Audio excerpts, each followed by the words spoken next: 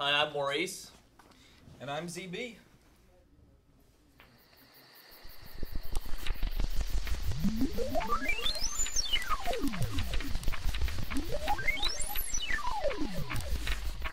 Welcome to Advanced Comics for March 7th, 2012. We're coming to you live from Heroes and Dreams, and of course you've probably noticed there have been some changes to the show this week. We've decided to try to make things a little better for you. We're going to have a rotating host, and this week we have with me ZB of the Bat Family Reunion Podcast. The Bat Family Reunion Podcast. Check us out on iTunes and Facebook. All right, let's get rolling. Our first book this week is Action Comics #6. Now, this is a Grant Morrison book. It's Grant Morrison, you know? It's hit or miss. Some are loving it, some are hating it. I'm sorry, what's number 7? I said number 6. It is number 7. That is book number 7 that we're moving into. And book number 7, Clark is pushed to his limits. He's still in that weird range where he's developing the core of his powers, because he's being beat up a little easy in some of these. He's trying to get the city of Metropolis, which is in a glass tube or dome, back from the Collector. Under a dome, kind of like that Stephen King novel. But completely different. Less Stephen King-y. Yes. This book also has the story on the ground of Dr. Irons and Steel, and I'm really interested in where that goes. I love the character, and it's kind of him coming into accepting what it means to be a superhero. Yeah, it's definitely good. So moving on from there, we have Animal Man and Swamp Thing #7. Both of these books have crossed over a lot. Both characters are facing the rot. I hate it when I get the rot. So Animal Man. There's going to be a little emotional tearjerker.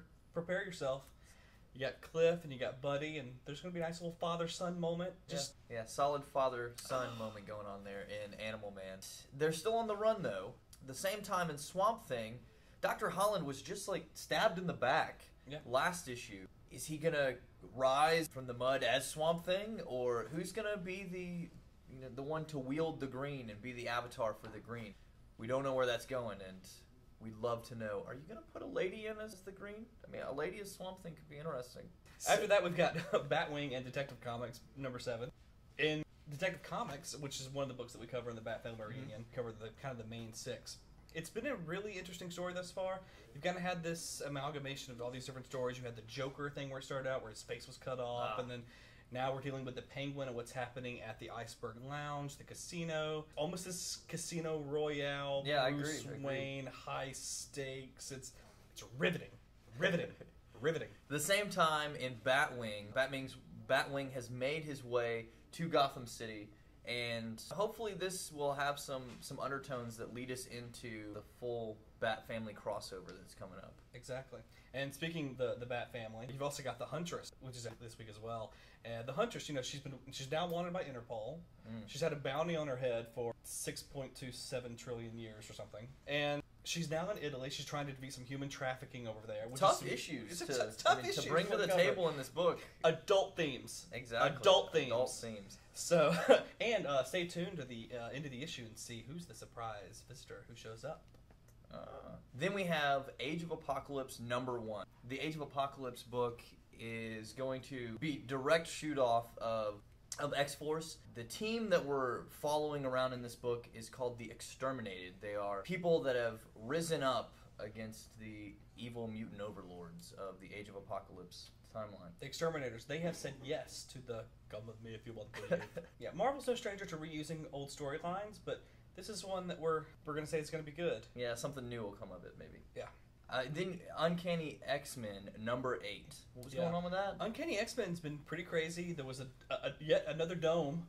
Another dome. This is the week of domes. It's the week of domes. And again, you need to pick up some comic books. Yeah, not as Stephen King-y, but still a dome. That life within this dome that was in the United States advanced millions of years very quickly.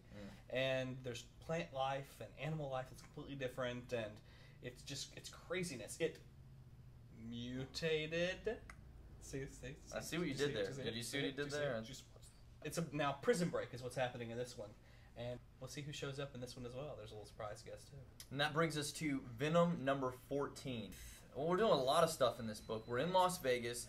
Venom is AWOL, being chased down by Captain America.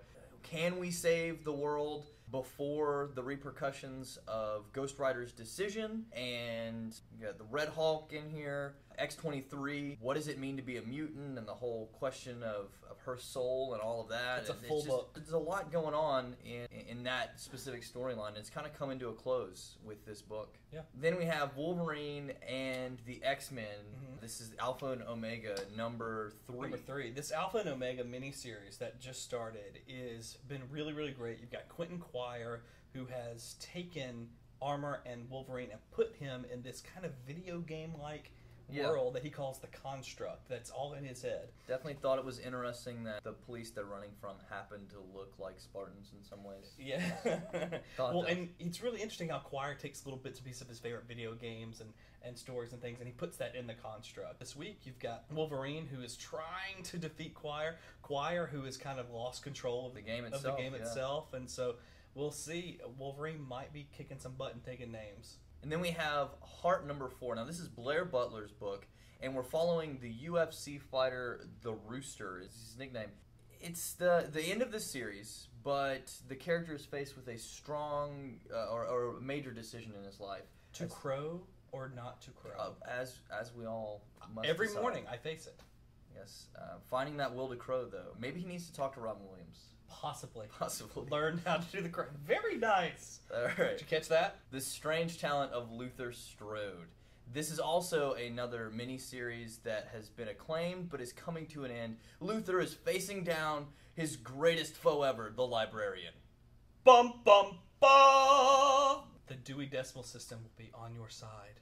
And a few things we also want to mention that aren't comic book related was Mass Effect. Yes, Mass Effect 3 comes out this week. People, are you ready? We want to know in the comments what you... Who's your favorite companion? Yeah, who's your favorite companion? That's the words I was looking for. Yeah. Tell us who your favorite companion is. And then also the other thing, the Blu-ray box set for Game of Thrones is coming out. Season 1. Woo! Are you watching Game of Thrones? Good stuff. What do you do? Why are you... Right now, pause this video. Go watch Game of Thrones. Okay, you back? Okay, good. They're back. Okay, good. So, now that you've watched all of Game of Thrones, Season 1, Season 2 is coming out April 1st, unless it's an evil joke. Because if it is, there's going to be some really mad people. I will go on a homicidal rampage. That's on YouTube now, isn't it? All right, that pretty much does it for us this week. So, Zach, thank you for being the host for the trial run of this new format. Thank you very much. Don't forget to check us out at the Bat Family Reunion Podcast on iTunes or the Bat Family Reunion Podcast on Facebook. Links will be in the description below. And also, don't forget to like this video, subscribe to our channel, and comment below. And since we're counting down to the end of the world, you only have 42 weeks left.